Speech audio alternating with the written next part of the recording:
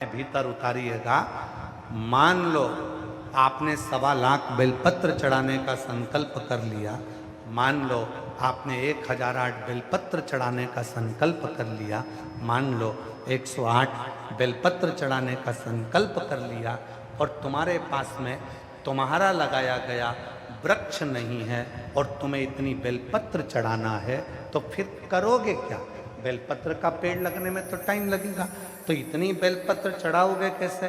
तो फिर उमा संहिता ने कहा, उमा संहिता में वर्णन आता है, एक बार माता पार्वती जी ने भगवान शंकर को प्राप्त करने के लिए 1.25 करोड़ बेलपत्र के पत्र शिव को समर्पित करने का संकल्प ले लिया। उनकी सखियां बेलपत्र के पत्र तोड़कर लाती हैं तो भी वो 1.25 करोड़ नहीं हो पाते। तब माता पार्वती जी को लगा कि मेरा संकल्प अधूरा रह जाएगा। तब माता पार्वती जी तुमरुका जी के पास गई और तुमरुका जी से पूछा, तुमरुका जी बताओ 1.25 करोड़ बेलपत्र चढ़ाना है शिव को प्रसन्न करने के लिए, मैं क्या करूं? तुमरुका जी ने कहा, मां एक बेलपत्र लेकर आओ, उस बेलपत्र को सूखने के बाद उसका चूरा बनाओ, जितना बारीक चूरा हो सके उतना बारीक कर लो और उस चूरे को शिव जी पे समर्पित कर दो। वो 1.25 करोड़ बेलपत्र के सुख के बराबर सुख प्रदान कर। एक बेलपत्र के पत्र में भी वो फल है, वो लाभ है जो 1.25 करोड़ बेलपत्र के बराबर सुख हमको प्रदान कर दे। एक बेलपत्र।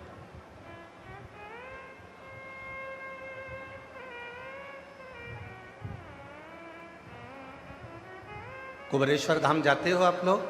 जब सीहोर जाते हो कुबेरेश्वर धाम पर, बाबा कुबेर भंडारी की भूमि पर जाते हो, 12 ज्योतिर्लिंग के मध्य बिंदु कुबेरेश्वर धाम पर कंकर शंकर पूजन करते हो, वहाँ से एक रुद्राक्ष लेकर आप आते हो। वहाँ से आते समय एक बेलपत्र जो शंकर भगवान पे चढ़ा हुआ हो,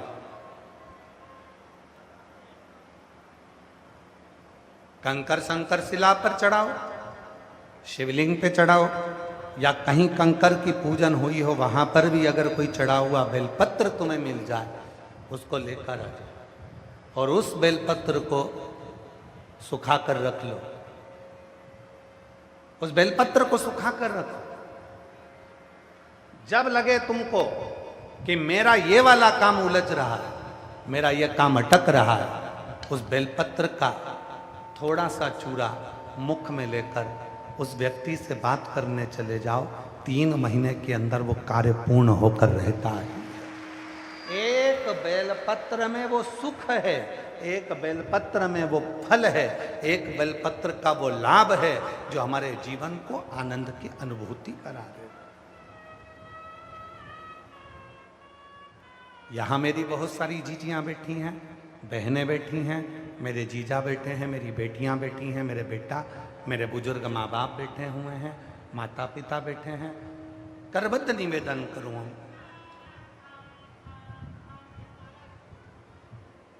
1.25 लाख बेलपत्र चढ़ाना है, 108 बेलपत्र चढ़ाना है, 1008 बेलपत्र चढ़ाना है, 1.25 करोड़ बेलपत्र चढ़ाना है। एक बेलपत्री के पत्र को सुखाकर बारीक से बारीक, बारीक से बारीक, बारीक से बारीक, जब बिल्कुल महीन हो जाए, उसको जब समर्पित किया जाता है तो उसके कण कण की गिनती से भी करोड़ों हजारों बेलपत्र के पत्र चढ़ाने का फल प्राप्त हो जाता है। महीन से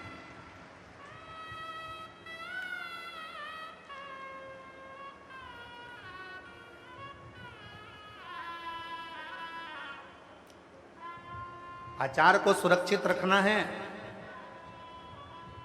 मेरी सारी जीजियां बैठी हैं, अब आम आना चालू हो गए, केरी आना चालू हो गई। आम आएंगे, केरी आएगी, आप लोग अचार डालेंगे।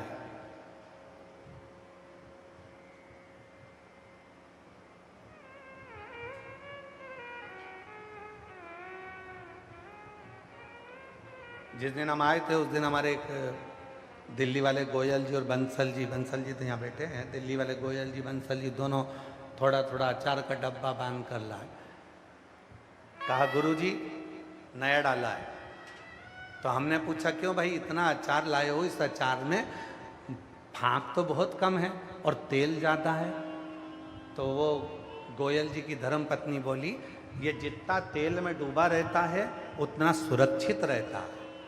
हमने कहा वाह कितनी सुंदर बात कही।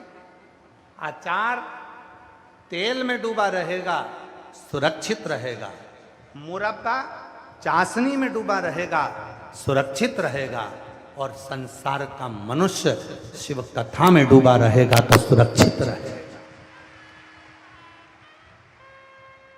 जो भगवान की भक्ति में डूबा है। हम ये कभी नहीं बोले कि आप शंकर की शरणागति, हम कहते हैं तुम राम को भजते हो तो राम को भजो, आप कृष्ण को भजते हो तो कृष्ण को भजो, आप शिव को भजते हो तो शिव को भजो, आप जगत जननी दुर्गा भवानी को भजते हो तो जगत जननी दुर्गा भवानी को भजो। आप जो आराधना जो साधना आप दिल से करते हो, आपकी जो मर्जी हो वो भजो, पर उसमें डूब जाना, उसमें जितने डूबते चले जाओगे उतने सुरक्षित होते चले जाओगे, उतने सुरक्षित। डूबना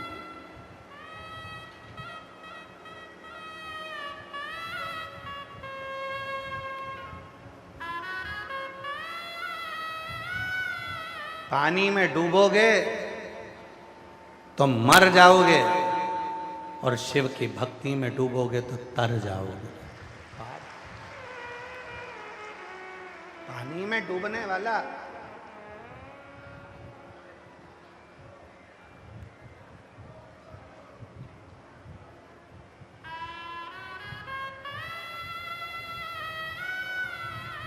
और कहने में पीछे नहीं हटेंगे। पानी में डूबने वाले को बचाया जा सकता है, थोड़े चांस हैं। जो माताएं तैरना जानती हैं वो तुरंत जाकर उसका बाल पकड़कर खींच कर ले आती हैं।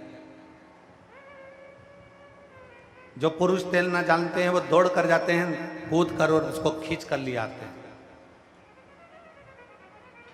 पानी में डूबने वाले को बचने के चांस हैं, पर जो दारू की प्याली में डूबता है उसके बचने के चांस कभी नहीं होते। पानी में डूबने वाले को बचाया जा सकता है, पर प्याली में डूबने वाले को बचाना कठिन पड़ जाता है, क्योंकि पानी में डूबेगा तो केवल एक डूबेगा और प्याली में डूबा उसका बेटा भी एक दिन रोएगा, बेटी भी रोएगी, पत्नी भी रोएगी, माँ भी रोएगी, बाप भी रोएगा, जिंदगी भर उसका रोने में निकल जाएगा। जी थोड़ा बच्ची थोड़ा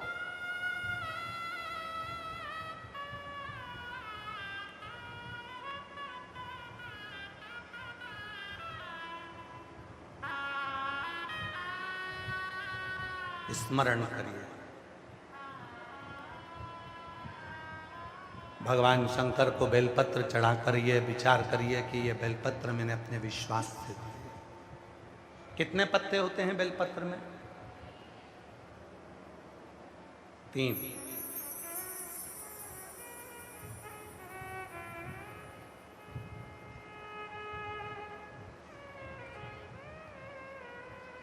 कितनी लक्ष्मी होती है?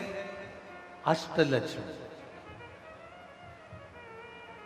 उस लक्ष्मी में भी 3 लक्ष्मी मूल मानी गई है।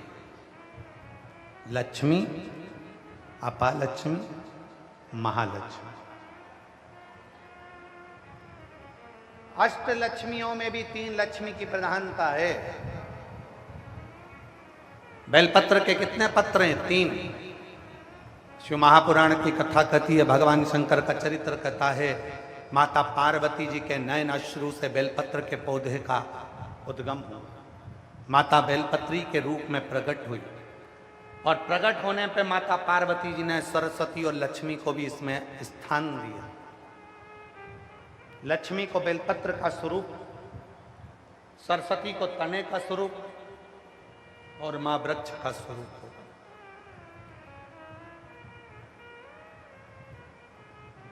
जब ये बेलपत्र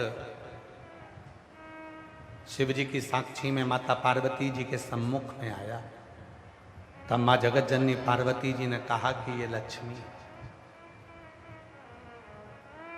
उसी समय पर भगवान शंकर ने इस बेलपत्र के एक पत्ते को 3 पत्र कर दिया।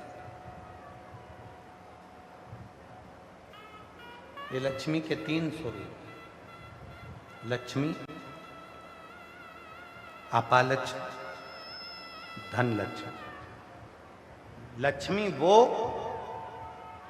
जो एक बार आए और आपके हाथों से पुण्य कराती जाए, भंडारे कराए, दर्शन कराए, तीर्थ कराए, कथा सुनाए, भूखे को भोजन कराए, प्यासे को पानी पिलाए, किसी के काम आ जाए, बेटी बेटा बहू नाते रिश्ते कुटुंब कबीले सब में प्रेम बढ़ाए, वो लक्ष्मी। दूसरी अपालक्ष्मी, वो लक्ष्मी जो आती तो है पर वापिस चली जाती है, गलत तरीके से आई और गलत तरीके से चली गई। और तीसरे नंबर पर है धन लक्ष्मी, वो लक्ष्मी जो एक बार घर में आ गई तो 1 साल 2 साल नहीं, वो 7 पीढ़ी तक टिकती है। उसको धन लक्ष्मी कहा। धन लक्ष्मी। लोग कहते हैं गुरु जी एक बेलपत्र चढ़ाने से कितना फल मिलता है। शिव महापुराण की कथा में कुमार खंड के अंतर्गत, शिव महापुराण की कथा में कुमार खंड में लिखा, एक बेलपत्र का मात्र स्पर्श कर लेने पर, मात्र स्पर्श कर लेने पर 3 लक्ष्मियां हमारे ऊपर कृपा करना प्रारंभ कर देती। एक बेलपत्र का मात्र स्पर्श कर लेना।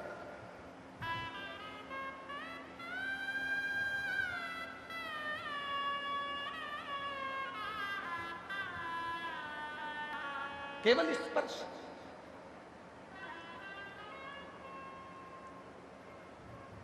एक काशी में कथा करी थी, पहले नंबर वाली, दूसरी वाली नहीं, पहली वाली कथा। उस पहली वाली कथा में कहा था, जब जीवन में तुम्हें लगने लगे कि तुम्हारे पास में लक्ष्मी की कमी हो रही है, धन की कमी हो रही है, संपदा की कमी हो रही है, वैभव की कमी हो रही है, खूब मेहनत करना, कर्म को जागृत करना, परिश्रम पूरा करना, रात दिन एक कर देना, इधर उधर भटकना मत ही।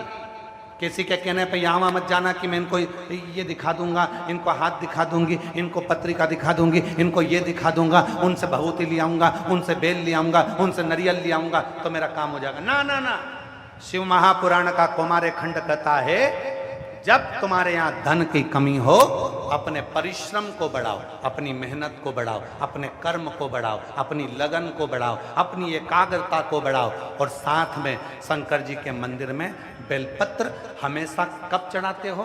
पहले तुम जल चढ़ाते हो, उसके बाद बेलपत्र चढ़ाते हो। पर जब तुम्हें लगने लगे कि मेरे घर में संपदा की कमी हो रही है, धन की कमी हो रही है, धन के पीछे क्लेश हो रहा है, पैसे के पीछे क्लेश हो रहा है, तो उस बेलपत्र को पहले चढ़ाओ और जो घर से जल लेकर आई हो वो बाद में चढ़ाओ।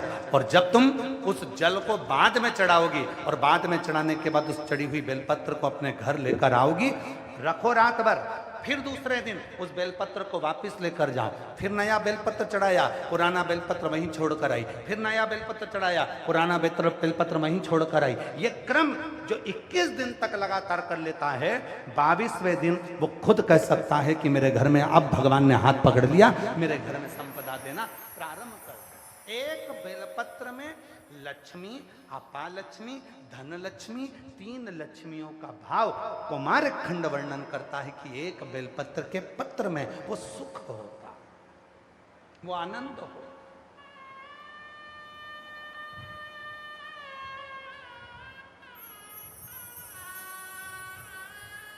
और जो जैसी भावना लाए वो वैसा ही फल पाया, नहीं खाली उसे लौटाया, वो मन हर्षाया। जैसी जैसे बेलपत्र का संग दुर्वा ले लेती है, एक दुर्वा और एक बेलपत्र जब हम शिव को समर्पित करते हैं। लोग कहते हैं गुरुजी आपने कहा कि बेलपत्री के बीच वाले पत्ते पर शहद लगाने पर, शिव को चढ़ाने पर मन की कामना पूर्ण होती है। हमने एक बात और कही थी कि ये चढ़ाने के साथ में तुम्हें मेहनत करना पड़ेगी, तुम्हें परिश्रम करना पड़ेगा,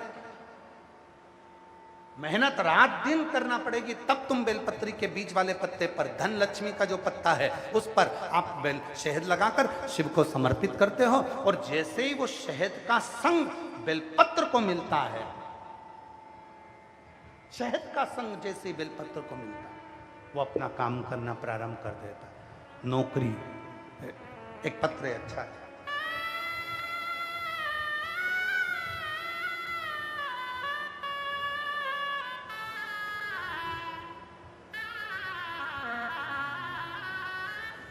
जो जैसी भावना लाया वो वैसा ही फल पाया। देखिए मेरा नाम सविता विश्वकर्मा है, मैं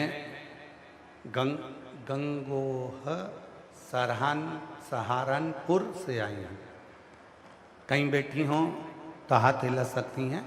मेरा नाम रविता है विश्वकर्मा, मैं गंगोह सहारनपुर से आई हूँ। मेरे पति की नौकरी छूटे 2 वर्ष हो गए थे, कर्जा भी बहुत हो गया था। मेरी बहन ने मुझे बताया कि सीहोर वाला बाबा कथा करता है, कहीं बैठी हों तो आ सकती हैं। आप लोग हैं, आ जाओ आ जाओ आ जाइए, बेलपत्र लेकर जाइए। मेरी बहन ने मुझे बताया कि सीहोर वाला बाबा कथा करता है, तो कथा को सुन। एलईडी पर पत्र चल रहा है, चल रहा है, तू कथा को सुन। आप लोग पढ़ सकते हैं पत्र को। कथा करता है तो कथा को सुन। श्री शिवाय नमस्तुभ्यम का जप कर। बाबा मेरी बहन सीहोर गई, मेरे लिए कंकर शंकर जी को लेकर आई और मैं कंकर शंकर को जल चढ़ाती, प्रार्थना करती, बाबा तू सबकी झोली भरता है, मेरी भी झोली भर दे। बाबा मैं कभी मंदिर नहीं गई क्योंकि मेरे ससुराल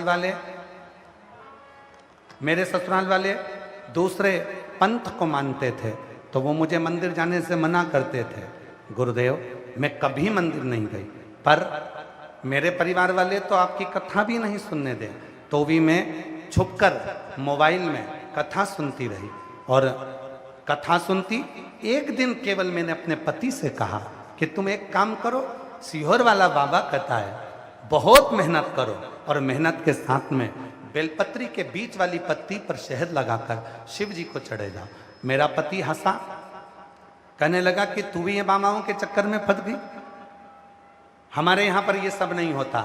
मैंने मेरे पति से कहा तुम इतने साल से एग्जाम दे रहे हो, आज तक तुम्हारी सरकारी नौकरी नहीं लगी, तुम एक बार तो करो।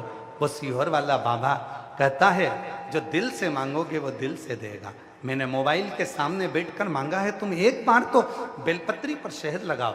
तब मेरे पति ने बेलपत्री पर शहद लगाकर शिव को चढ़ाया और गुरुदेव बाबा की ऐसी कृपा हुई, 15 साल से नौकरी की तैयारी कर रहे थे मेरे पति, जो नौकरी नहीं मिल रही थी, और बाबा की कृपा से 21 अप्रैल 2025 को मेरे पति की सरकारी नौकरी लग गई। अब मैं बाबा को यहाँ धन्यवाद देने के लिए आई हूँ। अब मेरे पति की सरकारी नौकरी लग गई, मैं बाबा को प्रणाम करने आई। एक बेलपत्र पर एक पत्र और बड़ा सुंदर है,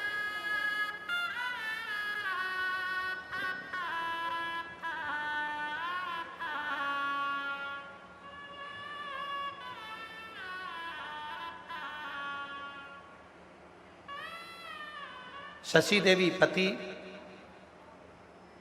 राजकुमार चौरसिया। कौन सा गांव लिखा है आप लोग पढ़ के बताओ जरा। वाराणसी कि वाराणसी। मैं शशि देवी पति राजकुमार चौरसिया, पत्र में नाम लिखा है वाराणसी है कि वाराणसी, आप लोग पढ़ने वाली हूँ। भोले बाबा कहीं बैठे हों तो हाथ हिला सकती हैं।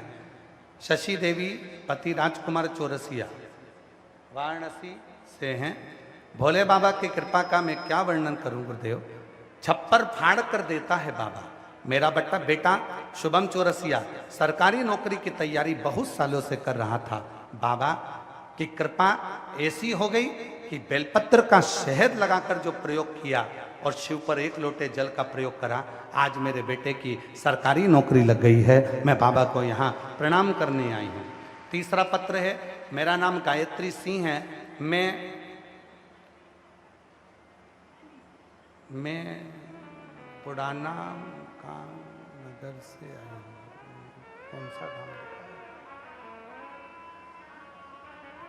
आप लोग पढ़ लो जो भी लिखा है।